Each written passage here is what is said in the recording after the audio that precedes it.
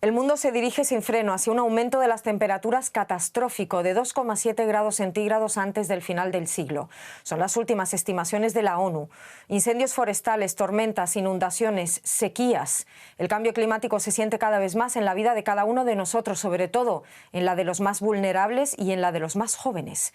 La emergencia climática y cómo acelerar la acción para frenar su devastador avance son el tema principal de la Conferencia de las Naciones Unidas sobre el Cambio Climático COP26, que se celebra hasta el 12 de noviembre en Glasgow, Escocia. Como acto de protesta, un grupo de 10 ecologistas de Extinction Rebellion y Ecologistas en Acción recorrió a pie 1000 kilómetros de ruta atravesando la isla británica hasta llegar al lugar donde se celebra la cumbre climática. Uno de los que participó en esa llamada marcha a Glasgow es el activista de Extinction Rebellion y educador medioambiental español Carlos Buch, a quien doy la bienvenida a nuestra entrevista de la semana en DW. Bienvenido, Carlos. Gracias, ¿qué tal? Has llegado a Glasgow después de un mes de haber recorrido a pie 1000 kilómetros, se dicen pronto 1000 kilómetros. ¿Cómo estás?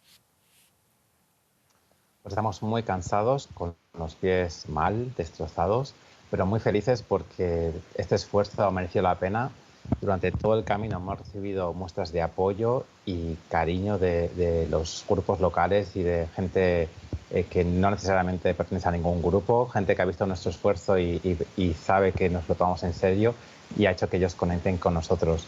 Y todo ese apoyo y ese cariño pues, ha hecho que haya merecido la pena y estamos consiguiendo un eco y un impacto mediático que no nos esperábamos.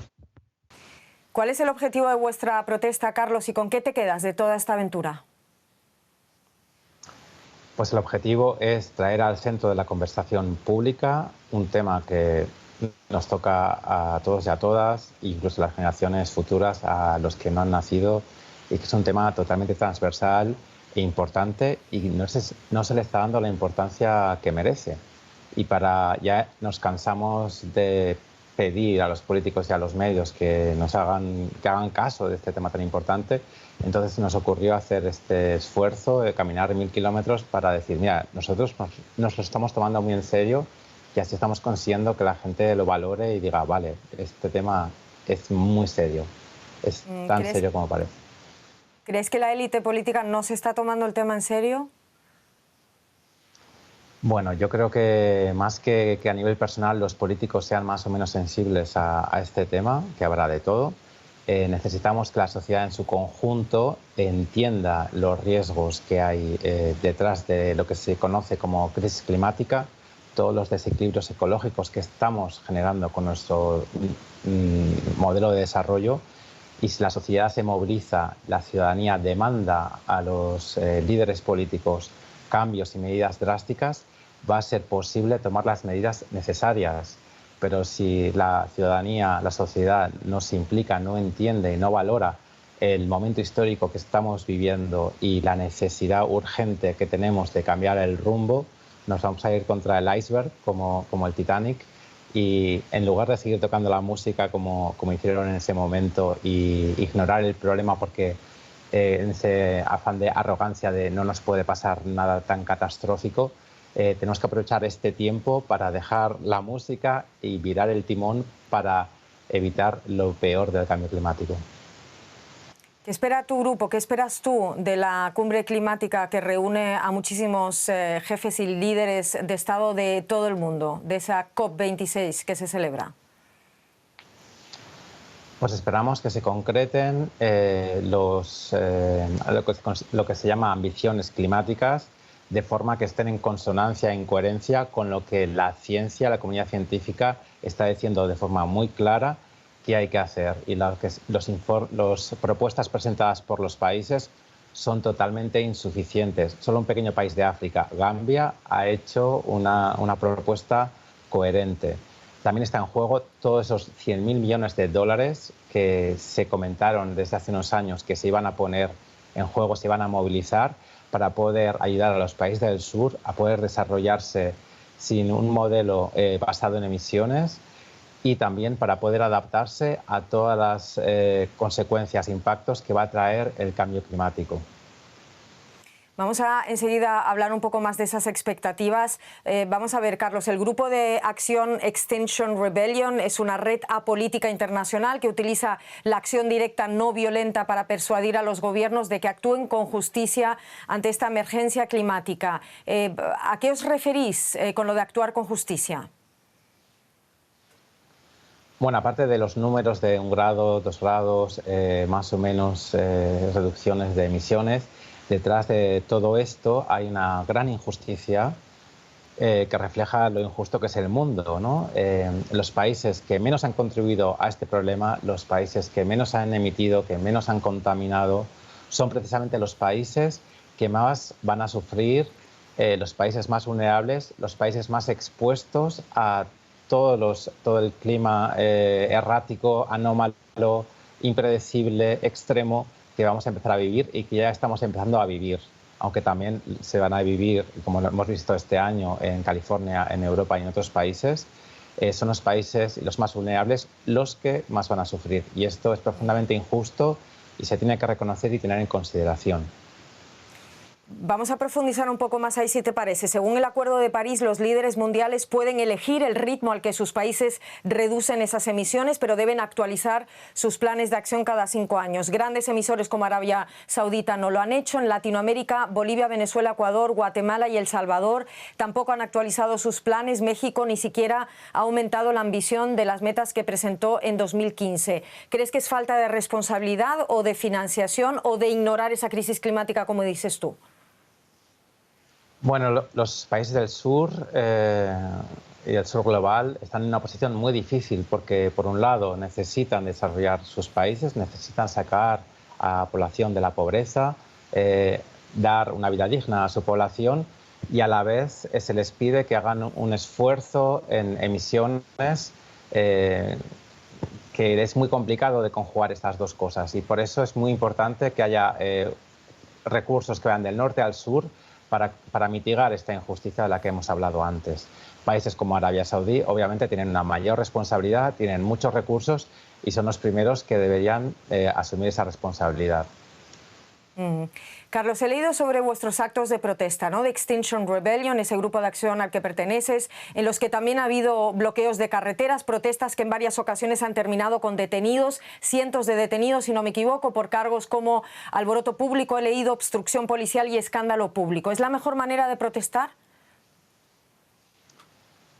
Es la que nos queda.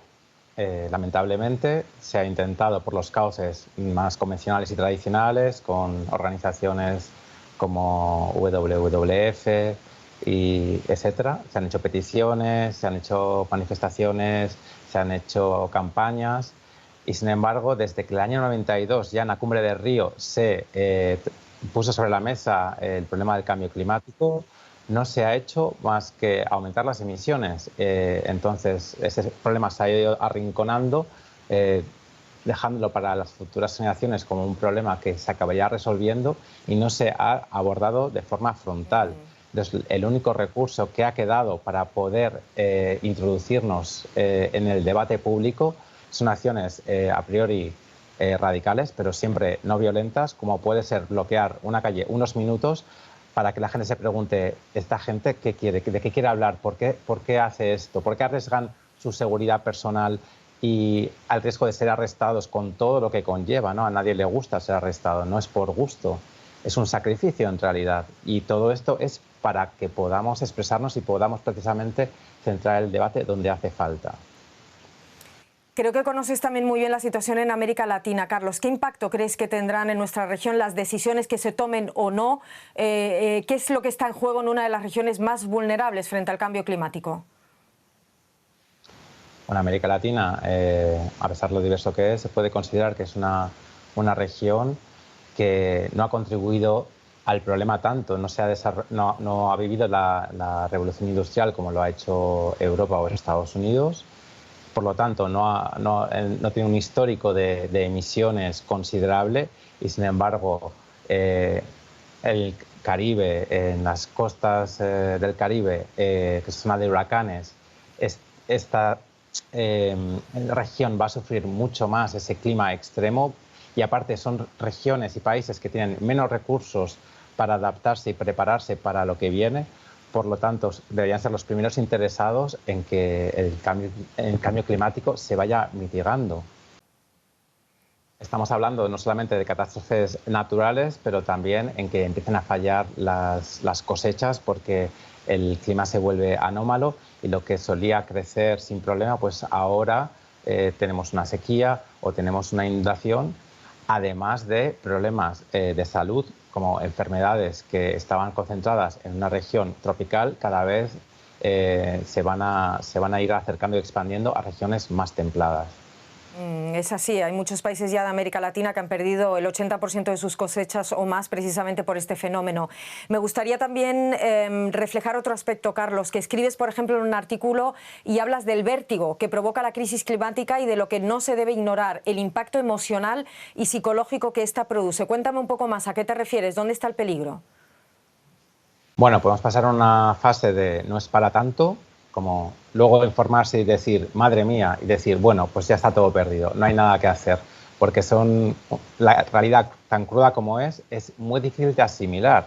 Incluso los propios científicos que encuentran esta realidad piden ayuda psicológica porque es una realidad muy cruda y muy dura, y es muy difícil de digerir el pensar que estamos en una situación como la que estamos y por lo tanto hace falta hablar de ello, tener conversaciones de que nos preocupa el estado del mundo, nos preocupa el futuro.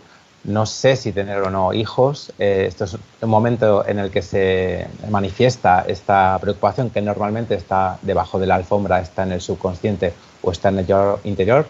Pensando, por ejemplo, yo soy una persona muy sensible, la gente no habla de este tema, por lo tanto, yo soy el raro, cuando en realidad que nos afecte, que el mundo esté mal, que nos afecte y nos preocupe, que desaparezcan 150 especies al día, por ejemplo, que haya 1 millón de especies en peligro de extinción, que el clima se vuelva tan impredecible y peligroso como se está diciendo, es normal que nos afecte y nos emerjan emociones y sentimientos como tristeza, como ansiedad, incluso con rabia contra la gente responsable, ¿no? Y esto hay que normalizarlo y naturalizarlo.